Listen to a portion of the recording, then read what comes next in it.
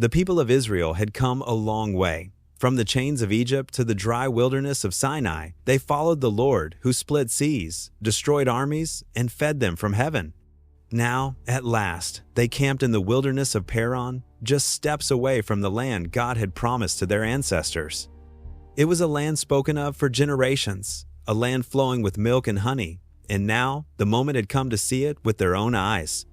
At God's command, 12 leaders, one from each tribe of Israel, were chosen to explore the land of Canaan. These men were not ordinary scouts. They were respected heads of their tribes, warriors, and decision-makers, whose voices carried weight among their people. Among them were two who would stand out in history, Joshua, son of Nun, and Caleb, son of Jephunneh. But at this moment, they were simply two of the 12, preparing for a 40-day mission into the unknown. The camp watched as the 12 men gathered supplies, tightened their sandals, and disappeared over the ridge toward the Promised Land. As the spies entered Canaan, they were struck by the breathtaking beauty of the land. Green hills replaced dusty wilderness. Flowing streams cut through valleys filled with vineyards, orchards, and farmland. The land was everything God had said it would be. But alongside its beauty, the spies noticed something else. The cities were large and heavily fortified. Strong stone walls towered above them. The people were well-armed and confident. And in certain regions, the spies saw men of great-sized warriors who seemed impossible to defeat. For 40 days, the explorers traveled from the southern deserts to the northern mountains, observing everything: its soil, its people, its cities, its harvests. At the valley of Eshcol, the spies found clusters of grapes so large that they had to be carried on a pole between two men. They gathered figs and pomegranates as proof of the land's abundance. The journey stirred different emotions within the group. Some felt excitement and determination.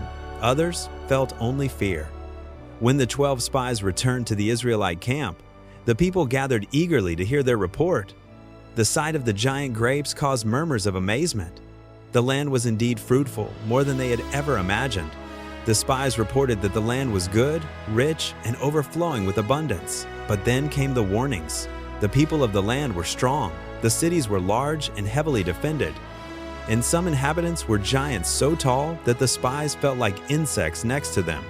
The more they described the dangers, the more fear spread throughout the camp. What began as concern soon became panic. The people began to believe that entering the land was impossible. But in the midst of the fear, two spies, Joshua and Caleb, remained confident. They had seen the same giants, the same fortified cities, and the same warriors. But instead of fear, they remembered the power of the God who had already defeated Egypt, parted the sea, and provided for them every step of the way. Their faith was strong, but the voices of the fearful spies carried further that night. As night fell, panic spread like wildfire. Families cried in their tents. Leaders argued. Some wished they had never left Egypt. Others regretted leaving the wilderness where at least they felt safe. The people imagined their children being captured, their families defeated, and their future destroyed. Fear distorted their memory and clouded their vision. Instead of looking forward to God's promise, they looked backward toward slavery. Instead of trusting God's power, they trusted their own fear. Instead of seeing the promised land, they saw giants. The camp became filled with murmuring, resentment, and rebellion. Many declared they would rather return to Egypt than face the dangers ahead. Some even proposed choosing a new leader who would take them back. In the midst of the uprising, the glory of the Lord appeared at the tent of meeting. His presence settled over the camp, and the murmuring fell silent. God had delivered Israel again and again, yet they refused to trust him. After all the miracles, all the protection, and all the promises, the people chose fear over faith. Because of their unbelief, God declared a grave judgment. The generation that refused to trust him would not enter the promised land. Instead, they would wander in the wilderness for 40 years, 1 year for every day the spies explored the land. Their children, whom they feared would be destroyed, would one day enter the land instead. Only 2 men from this generation would live to see it, Joshua and Caleb, the spies who chose faith over fear. The sentence fell heavy on the hearts of the people. The promise had been within reach, but faithlessness had pushed it away. The hearts of the people had turned completely from hope to despair.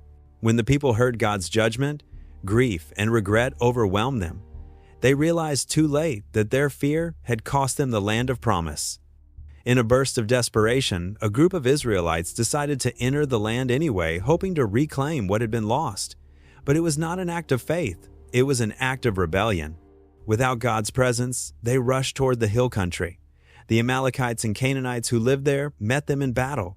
The Israelites were defeated and driven back.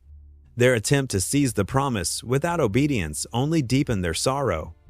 And so began the wandering. Year after year, Israel journeyed through deserts and wastelands, guided still by God's mercy, but living with the consequences of disbelief. During those years, the unbelieving generation gradually passed away, while a new generation grew children who were raised not in fear, but in hope. They saw the pillars of cloud and fire guiding them. They learned obedience through the lessons of their parents, and they heard often the story of the 12 spies, the story of how fear delayed the promise. Joshua and Caleb became symbols of courage, men whose faith never wavered, even when the majority doubted. 40 years later, the children of Israel once again stood on the border of Canaan. This time, faith overshadowed fear. This time, the giants were not greater than God. This time, the land that had once been lost was within reach again. Joshua would become the new leader, guiding Israel into the promise. Caleb, still strong in his old age, would claim the very land his feet had walked decades earlier. The story of the 12 spies stands as a reminder for all generations that fear can keep us from God's best, that faith sees the giants but trusts God anyway. And so the people learned a lesson written in the sands of the wilderness, a lesson that still speaks today.